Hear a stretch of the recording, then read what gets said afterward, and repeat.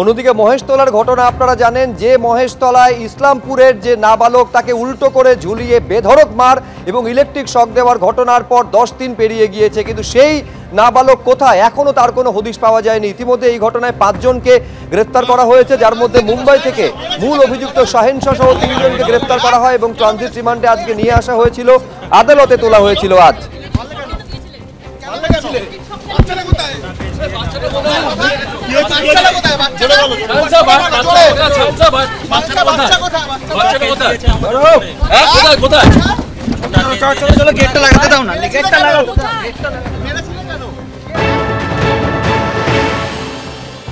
কোথায় লুকিয়ে রেখেছো?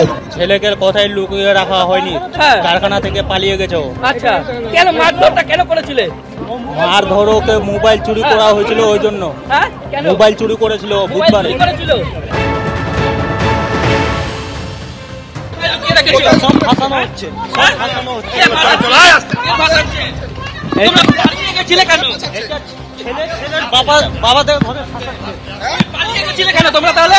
পালিয়ে গেছিলাম, ভয় ভয়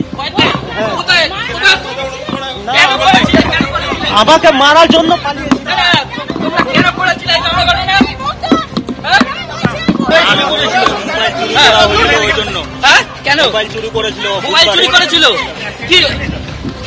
ধৃতদের তরফে দাবি করা হচ্ছে সকালবেলা 31 তারিখ সকালবেলায় সকাল 7টার সময় নির্যাতিত নাবালক সে নিজেই পালিয়ে গিয়েছিল।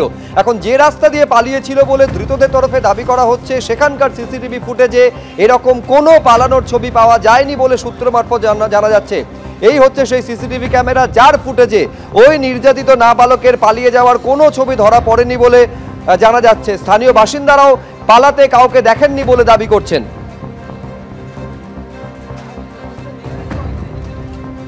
দিনের পর দিন পেরিয়ে গেল, এখনো পর্যন্ত নাবালকের খোঁজ নেই। ইতিমধ্যে মুম্বাই থেকে কারখানার মালিক সহ মোট 3 জনকে গ্রেপ্তার করে নিয়ে আসা হয়েছে।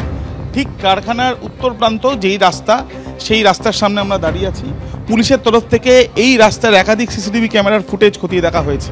তাৎপর্যপূর্ণ বিষয় হচ্ছে যে ধৃতদের জিজ্ঞাসাবাদ করা হলে 3 জনের বক্তব্যের মধ্যেই অসঙ্গতি মিলছে। 3 জন 3 রকম কথা বলছেন, এমনটাও সূত্র মারফত জানা যাচ্ছে। কিন্তু তাদের মধ্যে শাহিন শাহর বক্তব্য অনুযায়ী শনিবার দিন সকাল 7টার সময় ঠিক এই পথ ধরেই ওই নাবালক বেরিয়ে গেছে। তার কারণ তাদের বক্তব্য যে নাবালক নিজে থেকে বেরিয়ে গেছিল, কিন্তু পুলিশের তরফ থেকে যখন এই রাস্তার সিসিটিভি ক্যামেরা খতিয়ে দেখা হচ্ছে, তখন দেখা যাচ্ছে সকাল 7টার সময় নাবালকের কোনো মুভমেন্ট বা কোনো সে যে চলে যাচ্ছে সেরকম কোনো ছবি ধরা পড়েনি। এমনকি সেই নাবালককে সকালবেলা এই অঞ্চল জনবহুল অঞ্চল, প্রচুর মানুষের বাস, তাদেরও অনেকে এই নাবালককে কিন্তু সকালবেলা এখানে দেখেনি এই ঘটনার পর থেকে। তাহলে এই যে পুলিশের জিজ্ঞাসাবাদের যে তথ্য দিচ্ছে এই অভিযুক্তরা, যে 3 জনকে গ্রেপ্তার করে নিয়ে আসা হয়েছে, তাদের বক্তব্যে অসঙ্গতি আগে থেকেই পুলিশের মনে হচ্ছে। তারা কি কোনোভাবে তদন্ত প্রভাবিত করার চেষ্টা করছে? আপনারা কি নাবালককে শনিবার দিন সকালবেলার দিকে, এখানে তো প্রচুর মানুষ থাকে, কেউ কি দেখেছে? আপনারা দেখেছেন? এলাকার বাসিন্দাদের সাথে আমরা কথা বললাম, তাদেরও বক্তব্য তারা কেউ দেখেননি। কিন্তু যে পথ দিয়ে বা যে রাস্তা দিয়ে সে বেরিয়ে গেছে বলে অভিযুক্তরা পুলিশকে জানাচ্ছে, সেই অনুযায়ী রাস্তায় যে সিসিটিভি ক্যামেরাগুলো, সেই সময় অনুযায়ী সেই ছবি ধরা পড়ার কথা, কিন্তু ছবি ধরা পড়ল না। তাহলে একের পর এক দিন পেরিয়ে গেল, নাবালকের খোঁজ নেই। কোথায় সেই নাবালক? ইতিমধ্যে অভিযুক্ত যে 5 জন, তাদেরকে মুখোমুখি বসিয়েও জিজ্ঞাসাবাদের প্রক্রিয়া শুরু করেছে পুলিশ আধিকারিকেরা। ক্যামেরায় প্রবীরদের সাথে আবির দত্ত, এবিপি আনন্দ, রবীন্দ্রনগর।